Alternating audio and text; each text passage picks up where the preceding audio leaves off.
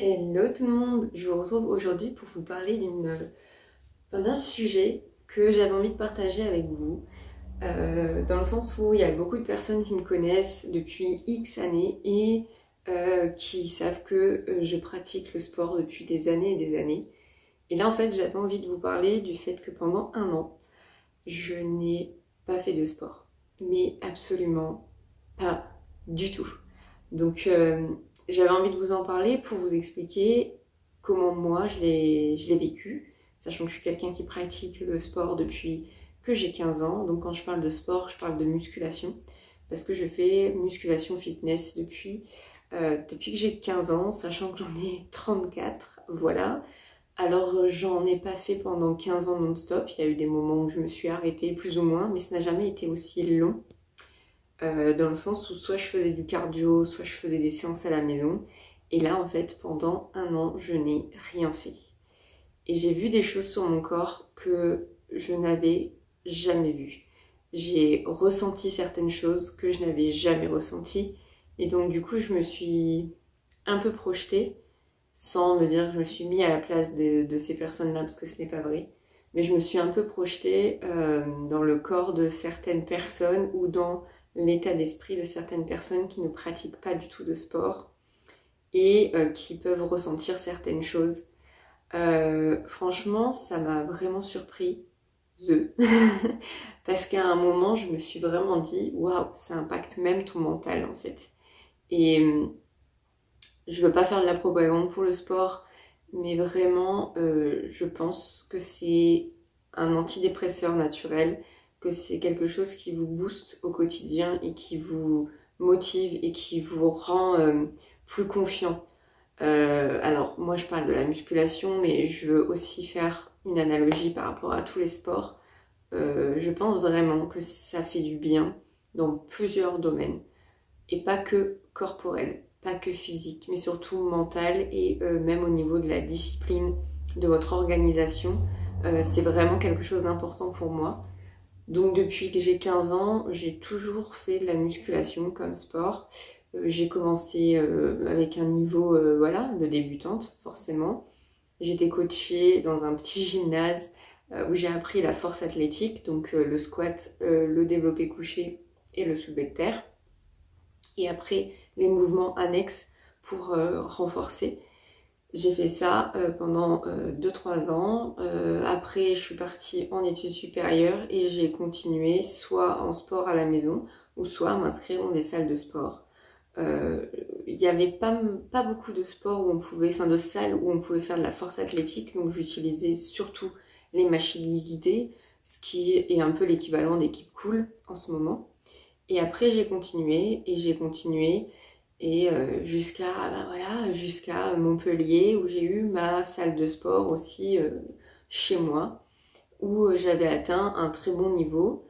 J'ai été coachée pendant 2 ans aussi par un powerlifter, par un professionnel, et j'avais vu de très très grosses améliorations et changements sur ma composition corporelle. Et en fait, là, entre le déménagement, le fait d'être hébergée à droite à gauche, le fait de ne pas avoir vraiment ma routine, de ne pas vraiment savoir où j'allais vivre, si j'allais rester à tel ou tel endroit, et au niveau mental, c'était très compliqué. Donc, j'ai mis vraiment en pause le fait de m'entraîner.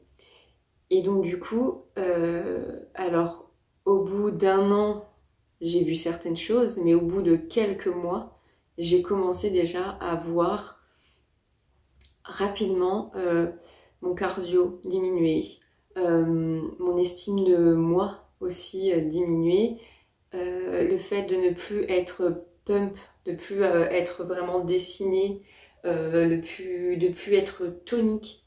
Je l'ai vu très rapidement et c'est ce que je me disais, où je me disais mais punaise c'est tellement ingrat parce qu'il m'a fallu des années pour atteindre un certain niveau. Et en fait, en quelques mois, on perd assez vite les premières choses. Après, comme je dis souvent, il m'a fallu un an pour arrêter. Enfin, j'ai arrêté pendant un an, donc il y a eu pas mal de répercussions. C'est pas en 2 semaines de reprise de sport que ça va revenir. Je sais qu'il y a des choses qui vont revenir, mais vraiment petit à petit, de manière très lente. Là, j'ai repris le sport depuis 2 mois et demi. Je vois ma tonicité revenir, je vois l'aspect de ma peau qui change, je me sens mieux, je me sens plus confiante. Le fait, en plus, moi, là, je m'entraîne le matin, chose que je ne faisais jamais, mais je me lève à 6h30 et je vais à la salle à 7h30 jusqu'à 9h environ. Donc déjà, le fait d'y aller le matin, de se booster, de se sortir les doigts du cul et de ne pas être beaucoup à la salle de sport, mais vraiment très peu, tôt le matin. Et à 9h, quand je sors de la salle, je sais que j'ai déjà coché cette case, que ma séance est faite. Et je vois le centre commercial qui commence à se réveiller et moi j'ai fini quoi. Donc ça déjà, niveau mindset, niveau motivation, ça fait trop du bien. Donc voilà, il y a eu quand même beaucoup de changements. Et je vais vous expliquer un petit peu certains changements que j'ai vus sur moi, certains que je connaissais et d'autres que je n'avais jamais vus, jamais vécus. Donc je vais prendre ma petite liste pour pas oublier. Parce qu'en fait, quand je pensais à certaines choses, eh ben, je me le notais. Comme ça, je me disais, tu auras l'occasion d'en discuter, etc. Donc en premier lieu, très rapidement, j'ai eu des grosses baisses de morale. Parce qu'en fait, le sport, pour moi, est quelque chose de vital, quelque chose de normal, quelque chose qui fait partie de ma routine. Et en fait, j'avais ce manque de ne pas aller à la salle. Vraiment, pour moi, c'était un manque. Et du coup, il y a eu une baisse de morale parce que je n'avais pas ma dose de sport, ma dose d'endorphine. Quand on fait du sport, il y a certaines hormones qui sont produites et qui vous font du bien. Et ça, je les avais plus. Donc très rapidement, j'ai vraiment eu une grosse baisse de morale parce que je ne pouvais pas aller me défouler et je n'avais pas ce me-time que j'accorde au sport. Vraiment, pour beaucoup, je sais que c'est un effort, que c'est une plaie. Pour moi, ça fait partie de ma vie depuis des années. Donc ça fait vraiment partie de mon me-time où je mets un podcast dans mes oreilles. Qui plus est, du coup, je vais écouter quelque chose qui va m'apprendre des nouvelles compétences. Soit ça parle de sport, soit ça parle de développement personnel, soit ça parle de la sexualité. Je vais vous mettre une petite liste là des podcasts que j'écoute quand je suis à la salle. Le premier reste Biceps and Mindset de Quentin Randis que j'aime beaucoup. Et après, je vous mettrai les autres. Mais pour moi, The First One, c'est quand même mieux d'être dans une salle de sport et d'écouter un podcast qui parle de sport ou qui parle de mindset autour du sport. Donc voilà. Ensuite, baisse de motivation. L'inactivité appelle l'inactivité. Vu que j'allais plus à la salle, j'avais plus ce truc de je me lève, je me sors les doigts, ou je m'habille et je vais à la salle. Et donc du coup, il y a eu une baisse de motivation sur à peu près tout ce qui était possible. Même des choses que j'adorais, comme la création, faire mes bijoux, dessiner, aller marcher, et ben j'avais plus du tout envie de rien. Donc il y avait aussi un package autre que ça, que le sport, mais en fait, vraiment, l'activité appelle l'activité.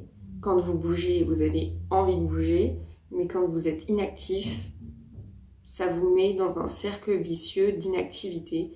Et je me souviens qu'à un moment, je me disais, mais c'est pas possible, t'as été responsable de prod, où tu faisais du 8h30, 17h.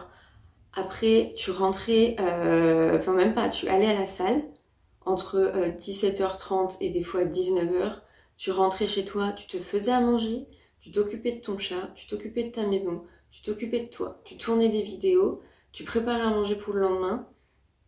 Et en fait, tout ça, t'arrivais à le caler dans ta journée, ça te semblait pas impossible, c'était vraiment une routine que t'avais. Et là, eh ben, t'es hébergé chez des gens, donc tu fais pas toutes les tâches ménagères que tu pouvais faire quand t'étais seule chez toi, parce que voilà, il y a des personnes qui le font. La nourriture, les 3/4 du temps était déjà prête quand je rentrais. Je vais pas au sport et en fait, je me sentais là en mode je sais pas quoi faire de ma vie alors que j'avais plein de temps libre. Donc je me suis rendu compte de ça, c'est que ne plus se challenger fait que tu régresses et que le moindre petit truc, aller te balader dans la forêt juste derrière chez toi, ça te paraît mais insurmontable. Donc ça, je me suis rendu compte de ça aussi très rapidement. Après, au bout de quelques mois, j'ai commencé à voir que je perdais du poids. Donc j'ai perdu presque 10 kilos. J'ai perdu du gras, mais j'ai perdu énormément de masse musculaire. Et en fait, mon estime de moi commençait à chuter fortement et je ne me reconnaissais plus. Le nombre de fois où j'étais assise ou allongée et je regardais mes jambes et je me disais mais ce ne sont pas mes jambes, c'est pas à moi. Moi j'ai des jambes normalement qui sont dessinées, qui sont musclées, qui sont toniques et là ben, c'est pas mes jambes, c'est pas moi, c'est pas mon corps. Mon ventre, j'ai commencé à avoir un peu de ventre, être toute flop là, pas du tout être tonique et pour moi ça c'était pas possible, c'était pas mon corps. Ça m'a vraiment fait bizarre. Je ne me reconnaissais pas dans le miroir. Quand je me regardais comme ça, je reconnaissais pas mon corps. Et c'est très étrange. J'avais vraiment l'impression de ne pas être dans mon enveloppe corporelle en fait. Et, et ouais, là, il y a eu aussi un bon gros coup au moral où je me suis dit, putain, c'est chaud en fait. T'es plus dans le corps qui te correspond et que tu connais depuis des années, que tu as sculpté depuis des années. Donc ça, je vous avouerai que ça a été vraiment un niveau au-dessus en fait. Et aussi, comme je ne me fatiguais plus à la salle et comme je ne faisais plus un effort assez régulier, j'ai eu des gros troubles du sommeil qui sont revenus. Donc déjà, moi, je suis sur un terrain insomnie hein, depuis toute petite. Ça commençait à aller mieux. J'avais vécu des moments pas cool où en fait, aller dans une chambre ou aller dans un lit, c'était une étape pour moi où le soir je repoussais et j'avais pas envie parce que j'associais ce lieu à des moments oppressants et compliqués pour moi. Et là, ça a commencé un petit peu à aller mieux quand même parce que j'avais changé d'environnement et de contexte de vie. Et là, le fait de ne plus me fatiguer, ne plus aller au sport, etc., a fait que mon corps n'était pas fatigué le soir. Je faisais pas assez d'efforts pour vraiment bien m'endormir. Donc j'ai eu des troubles du sommeil qui sont apparus et j'ai fait des insomnies de malade où vraiment je pouvais rester des heures les yeux grands ouverts à attendre et c'était assez compliqué pour moi. Et je me suis dit, bon là, il va falloir vraiment que tu te rebouges les fesses, fais quelque chose, mais il faut se relancer pour que tu puisses avoir un meilleur sommeil. Après, je me suis complémentée avec de la mélatonine, avec des fleurs de bac, avec des synergies pour m'aider à m'apaiser et m'endormir. Mais j'ai noté aussi cette chose-là, malheureusement. Faut dire ce qu'il y a, il faut se fatiguer pour que le soir on puisse s'endormir de manière plus sereine en fait. Et aussi le fait de ne plus bouger mon corps, de ne plus m'étirer, de ne plus faire certains mouvements, fait que déjà j'avais perdu en amplitude au niveau de ma souplesse. Il y avait des choses, je me disais, ah, mais attends, avant t'étais maître de ton corps, t'arrivais à faire certaines choses, là t'y arrives plus. Et sont apparues des douleurs au genou, des douleurs dans le bas du dos, des douleurs constantes au niveau des cervicales et des trapèzes.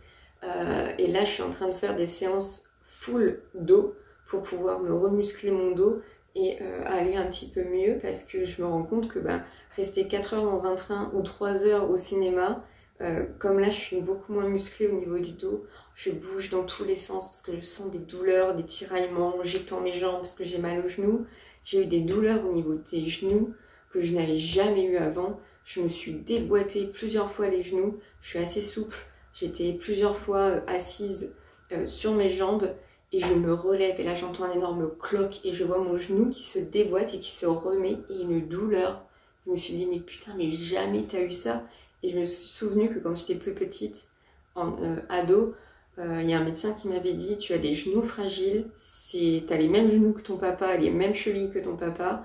J'ai des jambes de footballeur, hein, j'ai les jambes de mon papa et il me disait muscle tes ischios et tes quadris pour solidifier tes genoux parce que tu as les genoux fragiles et ils vont se déboîter, ton ménisque va s'abîmer.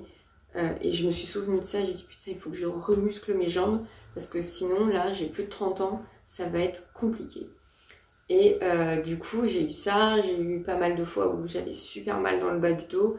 Après c'est une pathologie que j'ai déjà depuis quelques années, mais je me suis dit ouais, en effet, le fait d'arrêter le sport, le fait d'arrêter de te mobiliser, de travailler ta souplesse, tes étirements, etc., t'enclenche des douleurs parce que tu es sédentaire. Et le nombre de fois où on dit aux gens, et ça je suis d'accord avec Major Mouvement, quand il dit vous avez une douleur, vous avez eu un trauma ou quoi que ce soit, si c'est pas trop grave, il faut mobiliser dès le lendemain. Bouger. Il ne faut pas être sédentaire. La pire chose qu'on puisse avoir quand on a une douleur ou une blessure, c'est d'être sédentaire, de ne pas bouger, parce que ça va être encore pire. La douleur va vraiment s'installer et il faut mobiliser. Donc j'ai fait vraiment des séances où je mobilisais beaucoup, où je m'étirais beaucoup et je commence petit à petit à retrouver ma souplesse et à avoir des douleurs qui s'amenuisent de plus en plus. Donc bougez, c'est tout ce que je peux vous dire.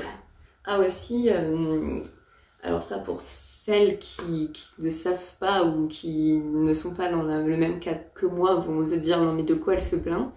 Mais en fait, je n'avais jamais eu de cellulite apparente. On a tous et toutes de la cellulite.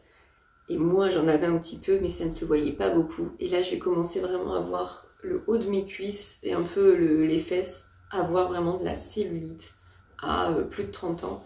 Et je me disais, mais ça, j'ai jamais eu cet aspect de peau-là, j'ai jamais eu ça.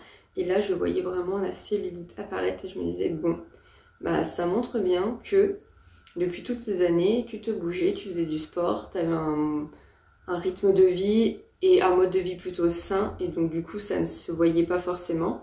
Alors je ne dis pas que les gens qui ont de la cellulite n'ont pas un mode de vie sain ou pas sain, c'est pas ça, mais disons que moi, vu les caractéristiques de vie que j'avais et ma morphologie et mon corps, je n'avais jamais vu de cellulite apparaître. Et là j'ai commencé à en voir et j'ai fait ah merde, ça par contre je m'y attendais pas quoi. Donc ça m'a fait bizarre et déjà dans l'estime de moi et le fait que je me reconnaissais plus, bah, j'étais déjà pas au top. Et là je me suis dit ouais bon, ça commence à faire beaucoup de petites choses qui s'accumulent quoi. Donc pour ça j'ai été assez surprise.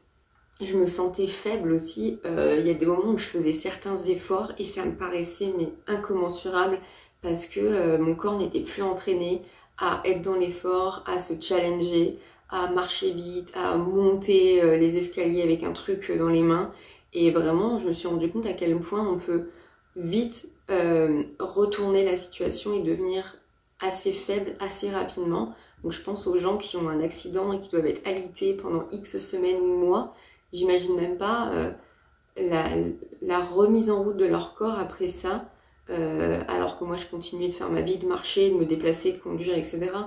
Mais j'imagine pas quand du jour au lendemain, vraiment on passe de je marche, je fais du sport, etc. à alité et ne plus pouvoir rien faire, à la vitesse où ça fond, où les muscles fondent. Je me sentais super faible et c'était très, très alarmant parce que moi j'ai toujours été quelqu'un qui sait endurer l'effort, qui sait se faire du mal pour aller au-delà de ses limites et aller encore plus loin.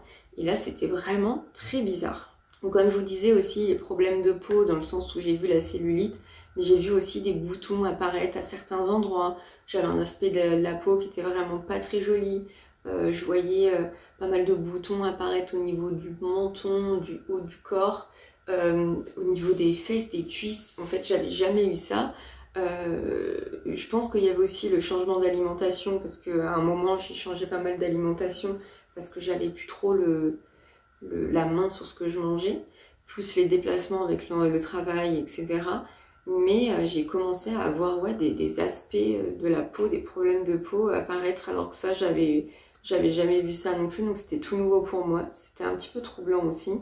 Mais le fait que vous transpiriez et que quand vous fassiez du sport, ça élimine les toxines, ça nettoie la peau en fait. Et là, le fait de ne plus transpirer, de ne plus avoir les toxines qui sortent de la peau, bah, elles restent en soi et puis ça fait des boutons en fait. Donc c'est quelque chose de normal, de classique. Transpirer, c'est bon pour la santé. Et enfin, deux choses qui vont aller ensemble, une chute de libido, mais assez importante.